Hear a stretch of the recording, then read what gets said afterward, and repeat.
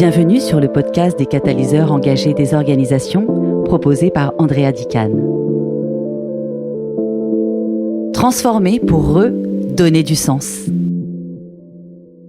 Au cœur des organisations. Bonjour à toutes et à tous. Tout ce qui est grand se développe avec passion. Et le succès de toute transformation réside dans un état d'esprit positif. Dans ce podcast, nous plongeons au cœur des organisations, à la rencontre des leaders et managers qui insufflent des transformations audacieuses. Je m'appelle Andrea Dicane, je suis consultante en transformation des organisations. C'est avec une immense joie que je vous accueille aujourd'hui sur le podcast des catalyseurs engagés des organisations.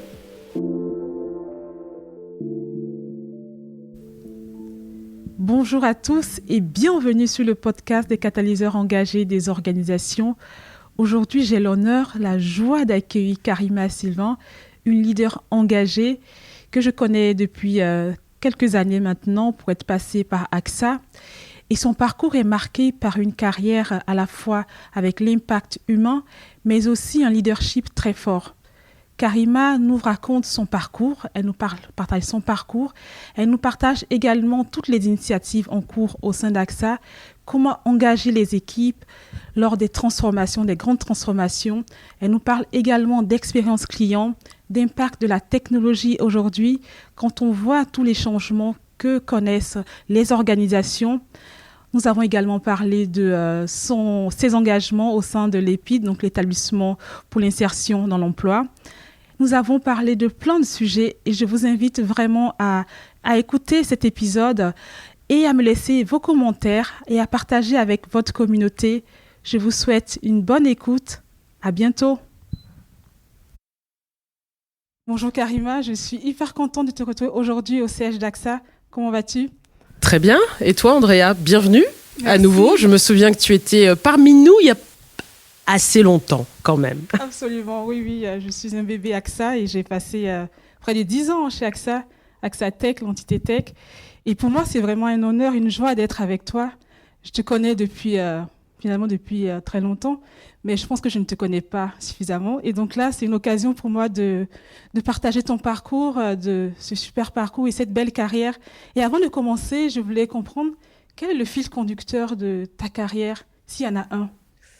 Alors, très sincèrement, je ne sais pas si on imagine, avant d'être là où on est, le chemin. Pour ma part, j'ai jamais eu de plan de carrière et j'ai jamais eu vraiment de plan de carrière. Je savais, j'avais des idées très jeunes. Quand on est enfant, à 6 ans, je me rêvais médecin. Je me rêvais un peu plus tard travailler dans les institutions internationales parce que essentiellement, moi, je suis née aux Comores. Je suis née sur une petite île. Je suis une enfant de milieu modeste et donc, ce qui a importé le plus pour moi, c'était de faire des études. Je suis arrivée en France, j'avais 6 ans. Ma mère avait décidé de m'envoyer en France parce que il fallait qu'elle envoie un de ses enfants et ça a été moi, un peu un choix dont je ne connaîtrai jamais la raison profonde, mais ça a été moi.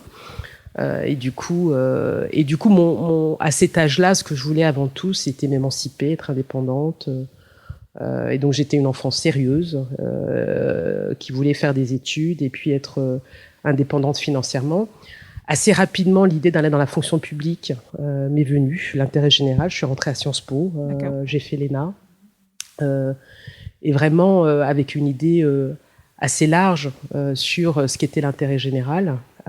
Et mon chemin m'a amené toujours vers des secteurs d'activité où il y avait une notion d'intérêt général. J'ai travaillé 10 ans dans le secteur de la santé, un secteur qui est vraiment très très proche pour moi, dans lequel j'ai trouvé beaucoup de sens. Et en fait, l'assurance est venue naturellement parce que c'est très lié à la santé. Finalement, oui, ça, et donc, tous ces métiers de la protection. Donc, s'il y a un fil rouge, c'est celui-là, mais très sincèrement, c'est pas un fil rouge. C'est un fil rouge que je reconstruis a posteriori, mais qui n'était pas un fil rouge que j'ai écrit du tout au début de l'histoire. Et donc, je le sais, hein, donc tu es né aux Comores et donc grandi là-bas jusqu'à 6 ans et donc venu en France. Et je voulais comprendre dans un premier temps, quand on arrive comme ça, est-ce qu'il y avait un rêve qui était derrière ce voyage, ce choix de venir en France? Alors le choix, au départ, il n'était pas le mien. C'était le choix d'une mère qui n'avait pas eu la chance de faire des études et qui à l'époque avait 3 enfants et qui se disait il faut que l'un d'eux ait la chance d'étudier et de se construire un avenir. Donc moi, je suis arrivée avec et très sincèrement, on m'a pas dit exactement je reviendrai jamais. et donc je suis arrivée avec on m'a dit tu vas faire un grand voyage. Et donc, en fait, on grandit avec une forme de responsabilité assez forte parce que plus on grandit, plus on voit qu'on a un niveau de vie, des études et qu'on a des frères et sœurs restés à l'autre bout du monde qui n'ont pas eu cette chance-là. Donc moi, je suis une enfant qui a grandi avec une forme de responsabilité très forte en étant jeune. Donc les rêves qu'on a, c'est vraiment des rêves d'études, de réussite, de rencontres.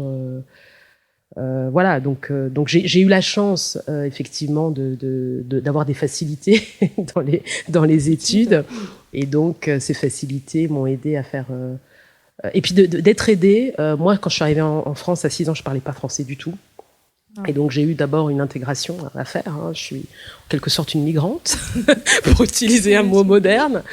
Et donc, moi, j'ai eu la chance, je crois beaucoup en l'école républicaine. J'ai eu la chance de croiser sur ma route. Je me souviens, j'avais 6 ans, un professeur des écoles qui avait 2 enfants de mon âge, avec lesquels j'étais copine, et puis qui trouvait que j'étais douée, qui me faisait du coup des cours pour que j'apprenne plus vite. Et donc moi, j'ai aussi eu la chance de croiser. Je crois en l'entraide, je crois en la solidarité, je crois en l'égalité des chances. Je crois qu'on n'est pas assigné socialement, qu'on peut faire. On peut partir de pas grand-chose et arriver quelque part. Donc c'est vraiment ce qui a motivé toute ma vie et qui motive aujourd'hui une partie de mes engagements. Et donc oui, donc mes rêves, je les ai construits au fur et à mesure. Je dirais que le rêve d'indépendance et de réalisation était un rêve très fort parce que ma mère, même si elle était très modeste, n'avait pas fait d'études, était une femme indépendante qui se levait, qui dormait 4 heures par nuit et qui travaillait pour nourrir ses enfants. Et donc, du coup, ce rêve d'indépendance a été quelque chose de très, très fort pour moi. Et puis ensuite, ça a été une envie d'avoir de l'impact partout, dans les organisations, dans les organisations dans lesquelles j'ai la chance de travailler, parce que je pense que les journées n'ont que 24 heures et que c'est important quand on est quelque part d'apporter sa pierre à l'édifice. Voilà. Et je me demandais donc là, l'assurance, la fonction publique, est-ce qu'il y a un lien? Donc tout à l'heure tu l'expliquais, ce lien d'accompagner toujours et ces engagements que tu vis et que tu partages. Moi, je l'ai vu aussi en tant que salarié AXA, cet engagement que tu as. Et je voulais comprendre juste quelles leçons tu tires de toutes ces expériences, que ce soit donc à l'hôpital, là où tu travaillais, et aujourd'hui dans ton poste de DRH. Quelles sont les leçons qu'on peut en tirer? Moi, je pense que je parlais d'intérêt général tout à l'heure. Moi, je crois en une forme d'intérêt général dans les entreprises privées. Et je trouve que dans un secteur d'activité comme l'assurance, qui quand même est très, très en lien avec les risques qu'il y a dans la société, sur lesquels on a un impact énorme, pas seulement l'impact que les collaborateurs ont au travers des actions de bénévolat, de volontariat, mais aussi des investissements que l'on fait, les transitions que l'on accompagne. Je trouve que l'impact de l'assurance dans la société est énorme. Donc moi, je me retrouve bien dans ces activités-là. Et je trouve, s'il y a une leçon que je retire, c'est justement celle du sens que l'on donne au métier que l'on fait, au secteur d'activité où l'on est. Pour moi, être dans un secteur d'activité qui a un impact dans la société est important. Et je sais que ça parle à beaucoup de personnes.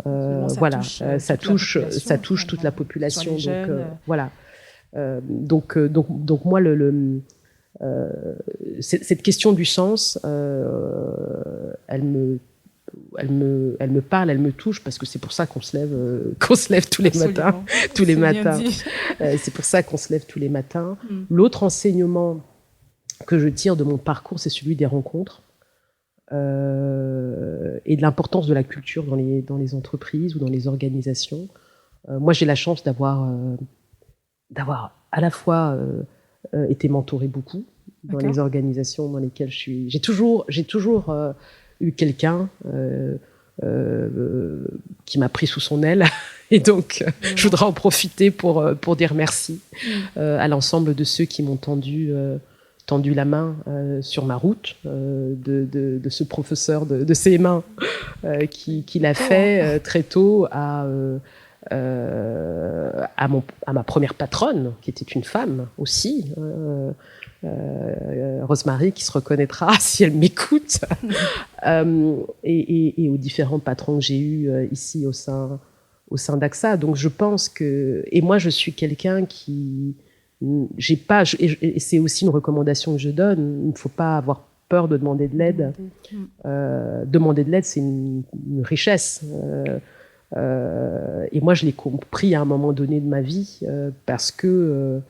et je pense que si je l'avais pas compris à un moment donné de ma vie, j'aurais pas eu le parcours que j'ai eu. Donc je pense que demander de l'aide, c'est important. Qu'en fin de compte, on découvre qu'il y a plein de gens qui sont prêts à vous donner de l'aide, beaucoup plus que ce qu'on ne croit initialement. Et moi, les rencontres m'ont énormément enrichi dans mon expérience personnelle, parce que c'est la rencontre de plusieurs mondes, de codes, y compris les codes de l'entreprise que j'avais pas forcément initialement. Et puis voilà, donc c'est aussi ma deuxième leçon. Merci beaucoup, Karima. Et ça me fait penser aussi, donc, chez AXA, donc aujourd'hui tu es DRH, ton parcours, tu es passé chez AXA France aussi. Et donc, c'est une question en deux, mais la première question, c'est en termes de priorité aujourd'hui au sein d'AXA. Quels sont les axes sur lesquels tu travailles? Et je sais qu'on a parlé de mentorat, le mentorat. Oui. Les actions qui sont en cours chez AXA aujourd'hui, qui ont été mises en place par AXA, est-ce que tu peux m'en parler un petit peu? Oui. Alors nous, on a une politique RH qu'on a initiée maintenant depuis 2 ans, qui s'appelle Care et Dare. Et moi, ce sont 2 mots auxquels je tiens, parce que je trouve qu'ils reflètent bien l'histoire d'AXA. Pour ceux qui connaissent pas AXA et qui nous écoutent, AXA, c'est un groupe qui fête aujourd'hui, cette année, c'est 40 ans. C'est un grand bonhomme qui a créé AXA, c'est Claude Bébéar, qui reste une figure, une figure pour AXA, mais une figure en France aussi, parce qu'il a porté des idées qui, dans les années 80, étaient le CV anonyme, par exemple, le chèque syndical, des idées qui, à l'époque, étaient extrêmement modernes et avant-garde. Et donc, c'est le fondateur d'AXA. En fait, AXA, depuis sa fondation, nous avons connu 3 CEO. C'est une entreprise jeune, et c'est une entreprise où il y a à la fois des changements, mais beaucoup de permanence. Et effectivement, ces 2 mots, Care et Dare, pourquoi et AXA, donc on est parti de l'histoire d'une petite mutuelle qui est devenu un groupe international, présent sur 51 pays. Et ça, c'est la notion de Dare, c'est l'ambition.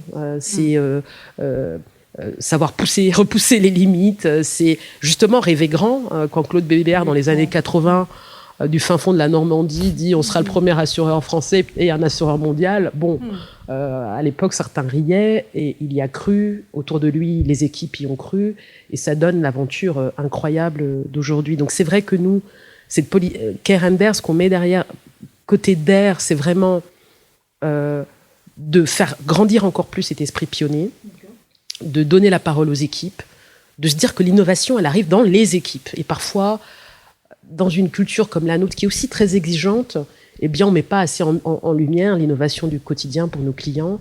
Nous, on est une entreprise qui est très en avant sur les sujets climat. On a AXA Climate, que beaucoup connaissent, où on fait des formations sur le climat.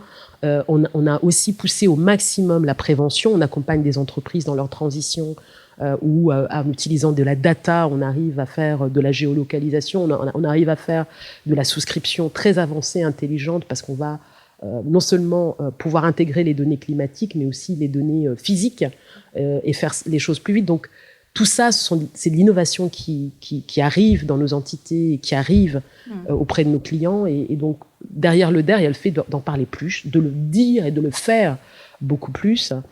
Et donc, quelque part, de redonner la parole et de donner de l'empowerment à ces équipes qui font les choses au quotidien. Le DER, c'est bien sûr des très grandes acquisitions, des grandes sociétés, des choses qu'on lance, mais c'est aussi ce qu'on fait au quotidien pour changer la manière dont on sert nos clients. Et puis dans le DER, il y a aussi le fait d'embrasser ce sujet des compétences différentes. Tu citais ton parcours au sein des entités tech. Pour ceux qui connaissent pas l'assurance c'est de la technologie. Tu peux pas servir une police d'assurance si t'as pas un ordinateur. Ça, c'est très très clair. Et donc on est une entreprise très tech. L'assurance, ce sont des mathématiques et de la technologie. Et donc aujourd'hui, la révolution de l'intelligence artificielle, elle touche de plein fouet pour le meilleur nos métiers, parce qu'on va pouvoir faire des choses beaucoup plus vite. Gagner du temps. On va pouvoir gagner du temps, on va pouvoir analyser des données, parce que l'assurance, c'est de la technologie et des données. C'est de la voix des clients qui appellent. C'est de l'image, ils envoient la photo de leur voiture endommagée. Ou c'est de l'image complexe quand il y a des sites industriels à protéger. Et donc, l'intelligence artificielle, elle permet de prendre tout ça et d'aller plus vite dans l'analyse et de servir plus vite les primes à nos clients. Donc le DER, c'est aussi former nos collaborateurs à l'IA, c'est investir fortement sur l'IA, parce qu'on veut effectivement porter AXA au maximum de ce qu'on peut être. Le temps qu'on gagne, c'est plus de services, c'est plus de conseils. Et côté care, le care, c'est notre métier. C'est vraiment d'assureur, d'accompagner nos clients dans les moments de la vie qui peuvent ne pas être les plus faciles. Mais c'est aussi accompagner nos collaborateurs. Nous, on a pris le parti d'aller au-delà de la vision traditionnelle de l'employeur. Je pense que le Covid nous a révélé à tous que, sur le fond, le besoin de protection était important et que l'entreprise avait un rôle à jouer. Donc nous, on a d'emblée mis en place une politique santé en 2020 pour les collaborateurs. Avant ça, en 2016, on avait été l'une des premières entreprises à mettre en place une politique parentale mondiale, pas seulement en Europe, pas seulement en France. Et à l'époque, on mettait en 2016 4 semaines de congé paternité ou de coparents. Aujourd'hui, on l'a porté à 8 semaines. En 2020, on met en place une politique santé mondiale. Et ce dont je suis le plus fière, c'est vraiment les bilans de santé médicaux partout dans le monde, que tu sois en Inde, aux États-Unis, au Nigeria, en France. Le fait qu'après 40 ans, un bilan payé par l'entreprise, où tu vas dans une clinique, dans un hôpital, et tu as un examen de sang, tu as une mammographie, tu as un examen de la prostate, tu as un bilan de santé, parce qu'on veut investir, on est un assureur santé, on veut investir dans la prévention santé de nos collaborateurs. Et dans le volet care, on a rajouté 2 dimensions ces dernières années. Une dimension d'aide pour les personnes en situation d'aidance, qui aide un parent âgé, qui aide un enfant malade, un enfant handicapé, un enfant qui a une maladie chronique. C'est quand même 30% de la population mondiale qui est en situation d'aidance. C'est un sujet que je connais bien, pour avoir été 2 fois une première fois il y a quelques années en aidant ma sœur qui était atteinte d'une maladie chronique et en aidant ma mère aujourd'hui. Donc je vois de près ce que la situation d'aidance impose comme aux proches, et puis quand tu as une vie professionnelle et une vie professionnelle remplie, ce que ça impose comme capacité logistique et d'organisation. Oui, parce qu'il faut prendre des jours de congé. Il faut prendre des voilà, et donc nous avons donné 5 jours de congé au niveau mondial, découpables en demi-journée, donc 10 demi-journées potentielles. Lorsque quelqu'un, justement, est en situation d'aidance et doit prendre des jours pour accompagner un parent chez le médecin ou des enfants dans des situations de soins. Et donc voilà. Et le dernier volet qu'on a mis en place, c'est une protection mondiale contre les violences sexuelles, domestiques et intrafamiliales. C'est très large. On couvre dans le monde des situations très variées, des violences domestiques, de viols, de violences économiques, dont parfois on parle peu, mais qui existent, de mariages forcés qui peuvent exister dans certaines parties. Donc voilà, donc on pense là aussi que tu peux pas dire en tant qu'employeur, bon, ça se passe comme ça se passe dans le cercle privé, on regarde pas parce qu'en attendant, la personne, quand elle vient au travail, elle ne se confie pas forcément, parce que ce sont des sujets difficiles et lourds. Mais ce que l'entreprise peut faire, c'est pour ceux qui créer les conditions pour que les personnes se confient ou sachent à qui se confier en toute confidentialité. Donc nous avons formé et nous continuons à former des personnes dans chacune de nos entités qui peuvent prendre la parole de la personne qui est victime. Et ensuite, ces collaborateurs qui sont formés dans chacune des entités, qui peuvent être un HRBP, qui peuvent être une assistante sociale, qui peuvent être quelqu'un qui travaille proche du cabinet médical, ça dépend de l'entité. Eh bien, cette personne, une fois qu'elle est formée, elle peut solliciter des aides internes ou externes. On s'est retrouvé aussi dans des situations où on devait protéger le collaborateur parce que l'agresseur vient chercher le collaborateur au bureau. Donc, il a fallu qu'on aide des collaborateurs à retrouver un travail, à changer de numéro de téléphone. Enfin, ce sont des sujets lourds, mais sur lesquels on pense que l'employeur a une responsabilité. En tout cas, ne peut pas dire « c'est pas moi, j'y peux rien ». Il y a vraiment cette notion aussi de prendre le collaborateur dans toute sa globalité. De ne pas se substituer à son libre arbitre, de ne pas se substituer à son choix éclairé, mais de ne pas être indifférent et de mettre en place les aides et l'accompagnement utile. Nous avons beaucoup réfléchi aux sujets sur lesquels on voulait s'engager. La parentalité, l'aidance, les violences. On n'a pas choisi ces sujets par hasard. Ce sont des sujets qu'on connaît bien aussi en tant qu'assureur. On connaît très, très, très bien ces sujets en tant qu'assureur parce qu'on accompagne des familles. Et on s'est dit, ces sujets existent dans la société, ils existent aussi chez nos collaborateurs. Et donc, mettre en place la protection maximale pour nos collaborateurs, eh bien, c'est important. Voilà. Donc, notre politique RH, c'est vraiment ces dimensions de care et de DER sur lesquelles on essaye d'avancer. Ça prend du temps parce que la politique care dont je vous ai parlé, elle existe depuis 2016. On construit pas à pas. Et comme on est dans 51 pays, si vous voulez qu'elle s'incarne dans 51 pays, ça veut dire que vous formez les gens.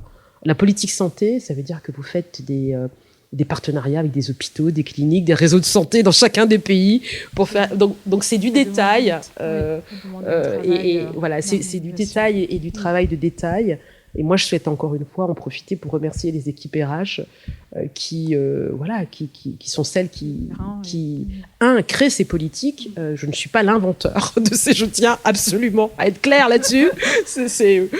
Parfois j'ai des idées, ça m'arrive, mais là, honnêtement, voilà, les réflexions et les idées viennent des équipes et la mise en œuvre qu'il y a derrière vient vraiment aussi des équipes. J'allais le dire parce que ça se répercute sur l'expérience collaborateur. Parce que moi, en tant que salarié, mais aujourd'hui avec mon regard extérieur, et c'est incroyable, l'image que AXA a de l'extérieur, elle est juste incroyable parce qu'il y a vraiment on voit vraiment toutes ces actions se répercuter, que ce soit sur des proches ou l'environnement dans lequel on est. Et voilà, donc je tenais à le souligner, cette image forte d'AXA qui est finalement un groupe français, mais qui a ce rayonnement aussi partout dans tous les pays où ils sont implantés. Merci beaucoup, Karima. Alors, je voulais qu'on parle de tes engagements à l'EPID, donc l'établissement public qui accompagne des jeunes donc, en difficulté. Donc, je voulais comprendre un peu quel est ton rôle au sein de cette association et pourquoi c'est important pour toi. Alors, moi, je suis engagée depuis 2018. Alors, l'EPID, pour ceux qui ne connaissent pas, donc établissement pour l'insertion des jeunes dans l'emploi, c'est un établissement qui va fêter ses 20 ans cette année et qui accueille des jeunes décrocheurs à partir de 17 ans jusqu'à 25 ans dans un cursus où pendant, en moyenne 9 mois, mais ça peut être 12 mois, c'est un internat de semaines, mais les jeunes peuvent rester aussi le week-end. Il y a 20 centres en France. C'est un établissement public de l'État, à environ 1000 agents, donc c'est quand même assez grand. Et donc, c'est un établissement qui aide les jeunes à repartir en avant, après des périodes qui peuvent être assez difficiles. Certains des jeunes sortent de l'aide sociale à l'enfance, certains des jeunes ont erré en étant sans domicile, certains des jeunes ont quitté l'école à 14 ans et ont eu divers petits boulots. L'EPID accueille aussi des jeunes migrants, des jeunes bacheliers, mais qui sont un peu en recherche d'une orientation. Des jeunes de presque 40% de jeunes qui sont dans les quartiers prioritaires de la ville. Et en fait, la vertu de l'EPID, c'est quoi ? C'est d'abord le cadre. Moi, les jeunes auxquels je parle quand je vais à l'EPID sont des jeunes qui me disent en premier, ce qu'on aime ici, c'est le cadre.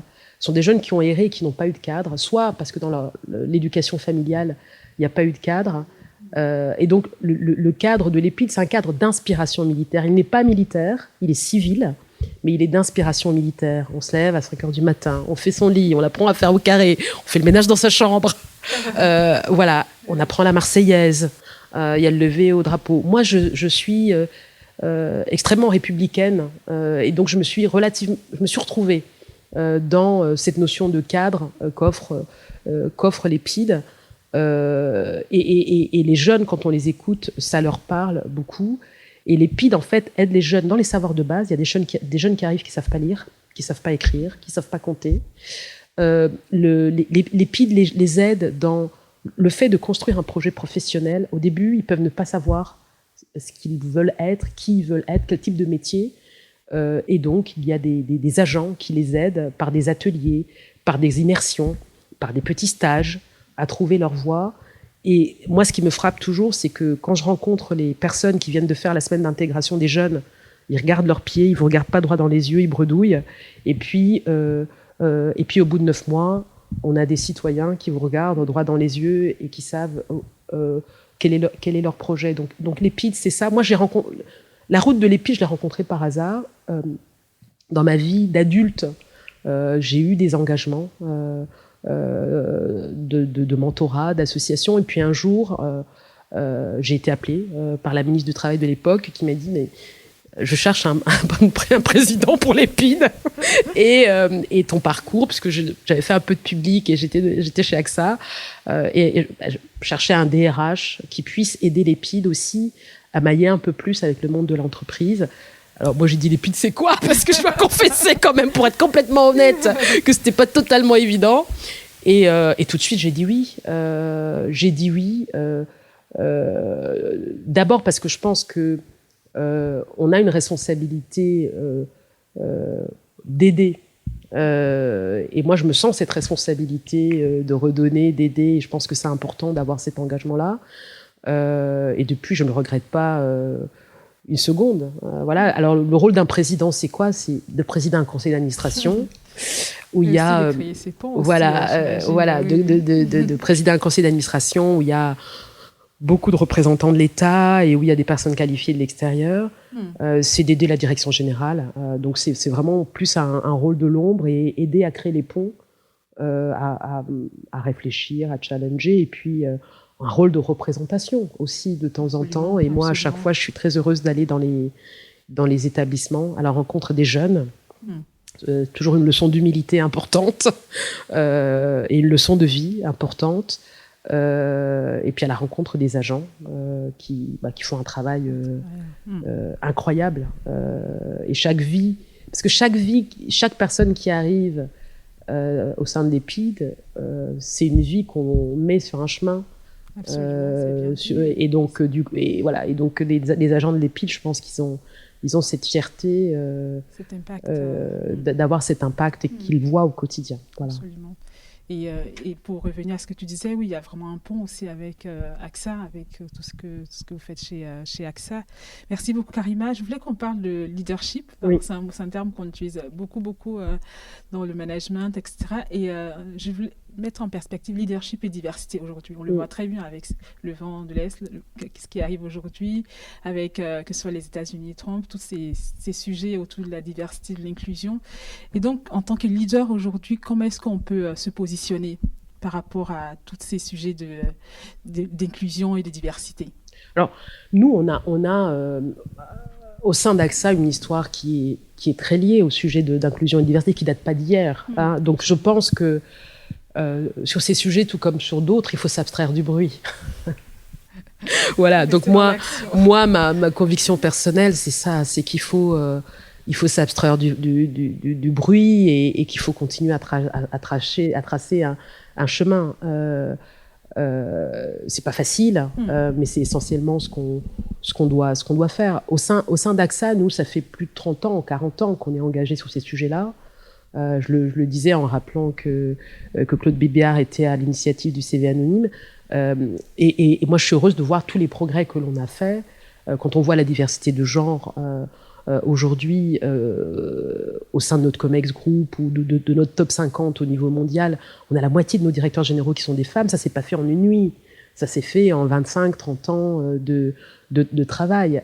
Et au fond, ça a été quoi le moteur clé pour arriver là, c'est s'assurer que les candidats à compétences égales avaient une égalité des chances d'arriver au job. C'est de ça dont on parle. Donc, continuer à faire en sorte que les processus de recrutement et de promotion soient le plus... Est-ce qu'il y a des biais? Il y en a toujours.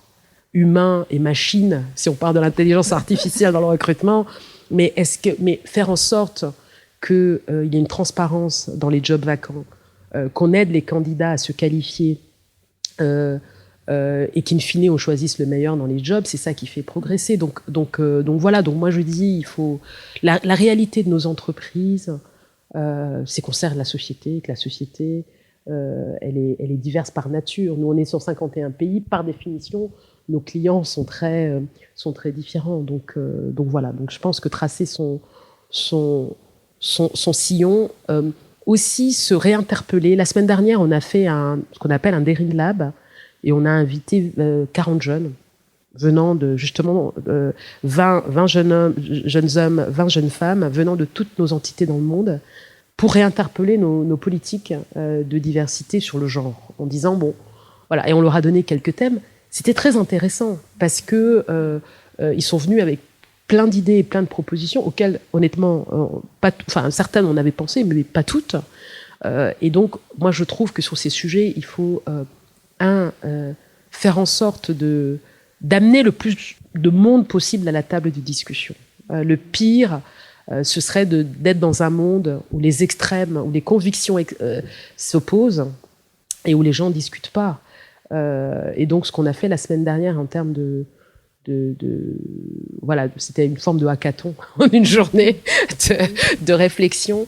J'ai trouvé ça très intéressant comme méthode et il n'y avait pas de consensus. C'était pas un groupe de 40 personnes qui étaient dans le consensus. Quasi impossible. Voilà, c'était pas la recherche forcenée du consensus, mais j'ai trouvé que c'était très intéressant de créer la discussion, et d'apporter des points de vue différents autour de la table. Donc voilà. Bon, super, merci beaucoup Karima. On arrive presque à la fin de cette interview et alors tu nous as donné des conseils et je voulais savoir en tant que femme, quand on a une carrière avec des évolutions, quel est le conseil que tu donnerais? En fait, moi, c'est de profiter de chaque instant. Parce que, sans culpabilité aucune. Parce que forcément, homme ou femme, quand on a des carrières qui sont un peu comme ça, on travaille beaucoup. Et si, quand on travaille, on regrette et on a de la culpabilité parce qu'on n'est pas avec sa famille, ses enfants. Et puis quand on est avec sa famille et ses enfants, on a de la culpabilité parce que du coup, on n'a pas fait tel dossier, etc. Bon, c'est très... c'est très... Donc moi, honnêtement, ma meilleure arme, c'est d'essayer, quand je suis quelque part, d'en profiter.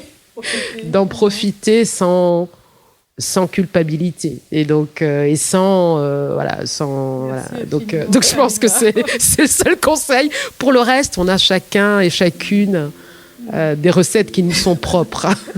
Voilà. Je suis émue, en tout cas merci beaucoup, donc profiter en tout cas et de tracer sa route, sa voie. Merci Karima. Merci beaucoup, merci à toi. À bientôt.